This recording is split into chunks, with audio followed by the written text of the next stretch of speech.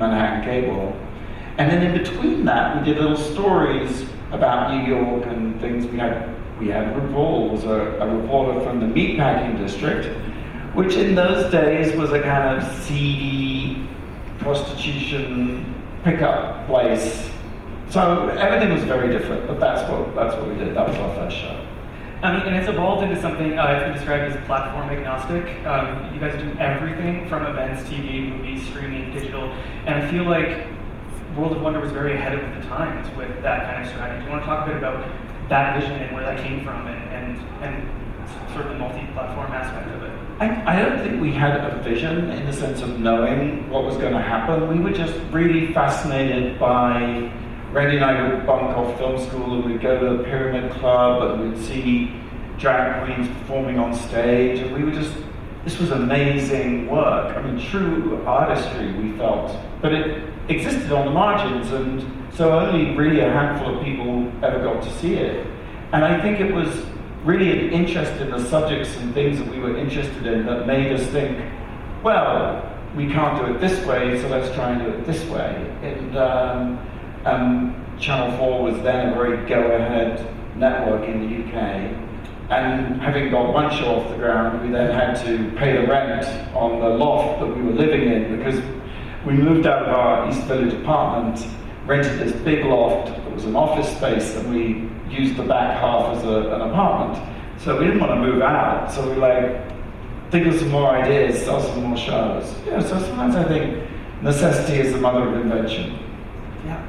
RuPaul's Drag Race, congratulations on the insane success that show has had, especially in the last couple of years. 10 seasons, plus 4 seasons of All Stars, I'm sure many more to come. What's it feel like for, I mean, I've been watching since the beginning, but now it seems like literally everybody is watching. And what does that success feel like? Did you ever, in your wildest dreams, imagine it to become, I mean, this mainstream? We never, Ru is a very wise soul, and he says he's not surprised by the show's success. But frankly, I think we're all kind of gobsmacked that 10 years afterwards, here we are. Yeah. And I think for the first few seasons, it was on Logo, which was a Viacom-owned channel.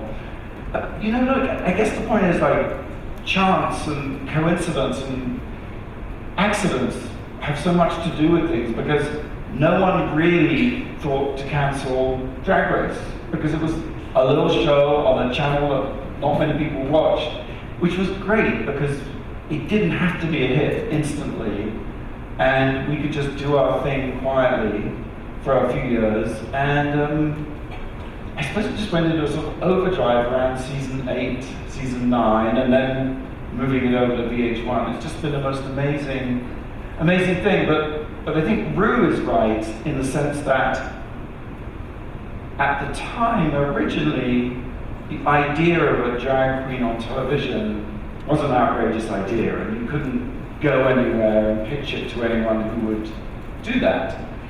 But with Supermodel in '91, we'd had the experience of having a hit record, Ru had, and he enjoyed a certain amount of success, and it made us think maybe drag is the future, and the future in the sense of people playing with their identity, gender fluidity, but also making fun of all of pop culture while loving it at the same time. And I think that's really kind of one of the things about the show that gives it legs. Yeah, I mean, just an added congratulations. Like, the amount of lives that show has probably saved, it's astounding, like what that show has done for LGBTQ people. I am curious about what the future of Drag Race is. Like, when you've reached such a milestone, where do you go from here with that show? Well, it's funny, we've just finished a film about Stonewall, called Stonewall Out Loud, and it made me realize what we did was there's very little archive of Stonewall, there's like 6 pictures, but there is an audio record of interviews that were done for NPR StoryCorps, and Randy had the brilliant idea of let's get YouTubers and young LGBTQ actors, and people like Lance Bass and Jeffrey Bauer Chapman, let's have them lip sync the original interviews. So anyway, we made this film, and you realize that we really do not only stand on the shoulders of others in terms of what they did 50 years ago and how much they risked, but you also realize there's a really long way to go. I mean, just today in the news, someone from the House of Extravaganza dies in police custody on Rikers Island under very bizarre circumstances. So as far as we've come, I think there's still a long way to go. And you realize, I think what Drag Race shows you is that it's not easy to be a drag queen or even trans. You have to take a huge amount of courage and persistence and resistance to do that. And I think on the one hand, that's what people respond to the show. They see that humanity and that courage. But I also think it shows that there's still a long way to go, especially with the current regime and what they're trying to do.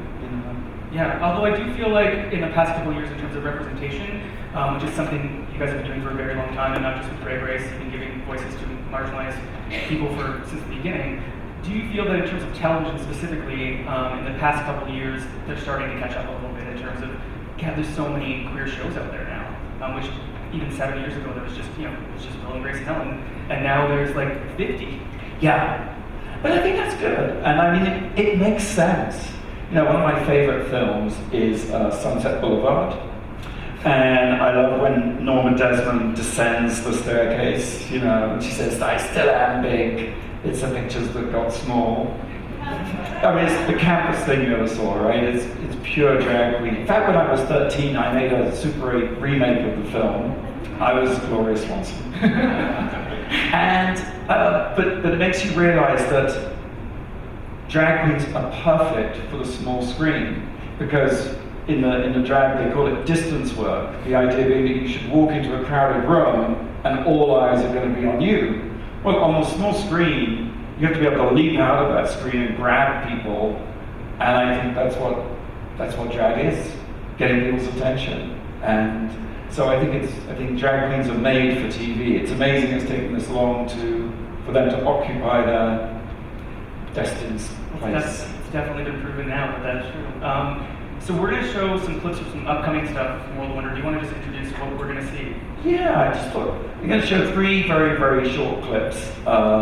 One is from an original series called Work the World, which is launched on our streaming network, Wow Presents Plus, which is $3.99 a month. Less than a latte, but so much more. And it's the behind the scenes of the official Drag Race World Tour. And then a little clip from Stonewall Out Loud that will premiere on our YouTube channel, Wow Presents, June 28th. And then lastly, a clip from Liberty, Mother of Exiles, which is a film Randy and I have been making for 3 years about the Statue of Liberty. Immigrant Muslim drag queen. All right, can we roll the clip?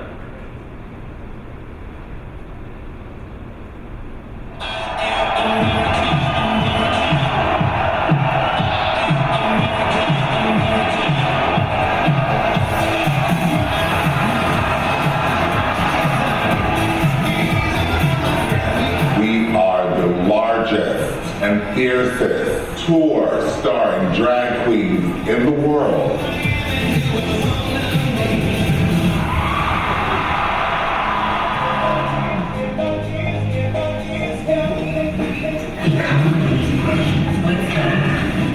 Too early, too bright.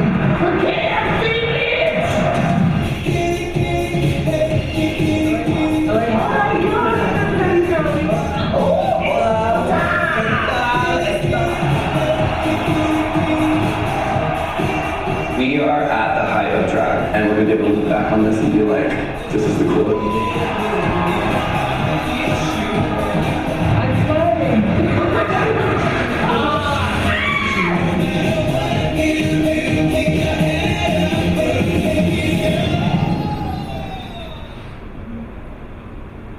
Parker. My name is Jeffrey Boyer Chapman. I'm Lance Bass. I'm Hunter Granta. I'm Raja. This is Stonewall Out Loud. In In 1969, the Stonewall riots sparked a revolution that continues to this day. We stand on the shoulders of our elders. There was never any time that I felt more scared than I felt that night. First-hand accounts of that night were tape recorded. Without their voices,